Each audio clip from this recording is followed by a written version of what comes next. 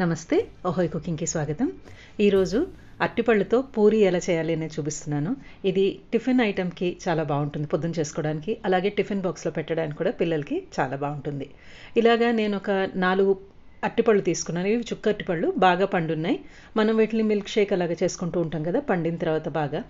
అలాగా కాకుండా ఇది కూడా ఒక ఆప్షన్ కింద తీసుకోవచ్చు. మొత్తం తొక్క తీసేసి మ్యాష్ చేసేసుకోవాలి. మెత్తగా కలిసిపోయినట్టుగా ఉండాలి పూరీలో, అందుకని మెత్తగా ఇలాగా మ్యాష్ చేసి పెట్టుకున్నాను. దీనికోసం ఏ వెరైటీ అరటిపండన్నా కూడా తీసుకోవచ్చు. నేను ఇప్పుడు 2 టీ స్పూన్ల పంచదార వేసుకున్నాను. దీనివల్ల తీయగా వచ్చేది పూరి, బ్యాలెన్స్డ్గా లైట్ తీపి ఫ్లేవర్తో ఉంటుంది. 1 టీ స్పూన్ ఉప్పు, 1 టీ స్పూన్ జీలకర్ర, 1 టీ స్పూన్ తెల్ల నువ్వులు వేసుకుంటున్నాను. మీరు ఈ ప్లేస్లో నల్ల నువ్వులు కూడా వేసుకోవచ్చు. 2 పచ్చిమిరపకాయలు సన్నగా తరిగిన వేసుకుంటున్నాను. పెద్దగా తరగకూడదు, మనకి పూరి అనేది చినిగిపోతుంది. సన్నగా తరిగి వేసుకోవాలి. ఎక్కువ తక్కువ వేసుకోవచ్చు. ఈ వేసిన ఇంగ్రీడియంట్స్ అంతా కలిపేసుకుని 1/2 కిలో గోధుమ పిండి వేసుకుంటున్నాను. ఒక పెద్ద గ్లాస్, అంటే ఇది 1/2 కిలో లెక్క వచ్చింది. గోధుమ పిండి ఎంత ఉంటే అంత, దాంట్లో 1/2 వంతు బియ్యపిండి. బియ్యపిండి వేయటం వలన ఎక్కువ నూనె పీల్చుకోదు పూరి, అంతేకాకుండా కరకర వస్తుంది.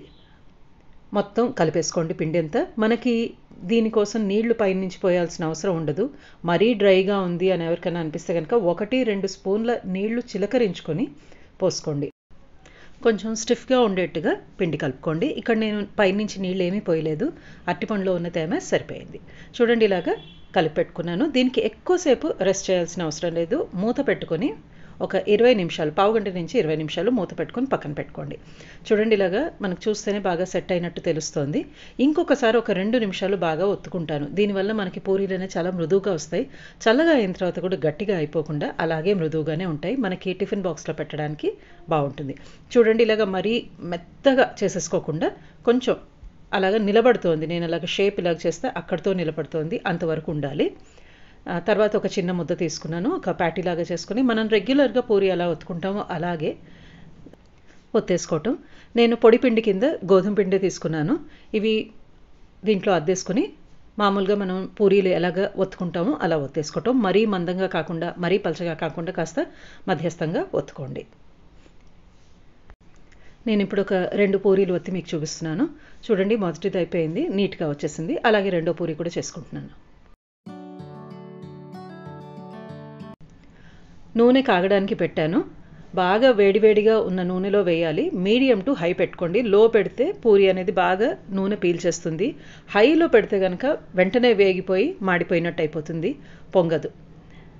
మీడియం టు హై పెట్టుకొని అటు ఇటు తిప్పుకుంటూ ఎరుపు రంగు వచ్చేంత వరకు వేయించి తీయాలి. ఇవి వేడివేడిగా తిన్నా చాలా బాగుంటాయి. అలాగే చల్లగా అయిన తర్వాత కూడా చక్కగా తినచ్చు. చూడండి, అయింది. అలాగే రెండో పూరి కూడా వేయించుకుంటున్నాను. నేను ఈరోజు వేరుశనగుళ్ళ చట్నీ మరియు పన్నీర్ గ్రేవీతో దీన్ని వడ్డిస్తున్నాను.